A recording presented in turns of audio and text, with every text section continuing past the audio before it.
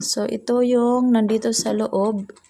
Merong nag-deliver sa akin. Kaso, hindi ko naman in-order. So, pagbukas ko guys, dalawa pala ang nakapatong na plastic. So, ito yung unang plastic. May pangalan ko. Tapos, yung loob mismo ay may iba rin na nakapangalan. Ayan. Ibang tao na siya. So, dalawa siya guys. Ganyan ang ano niya. Andyan sa loob itong original. So, ibang tao pala talaga yung pinadalhan nito. Tapos, sa akin, ibinalot ulit. So, sa akin na nakapangalan.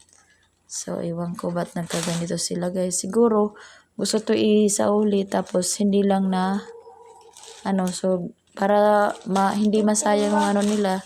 So, sa akin na nakapangalan. So, nagkataon talaga na wala talagang malaking tao sa bahay, mga bata lang. So, binayaran talaga nila. Pasaway.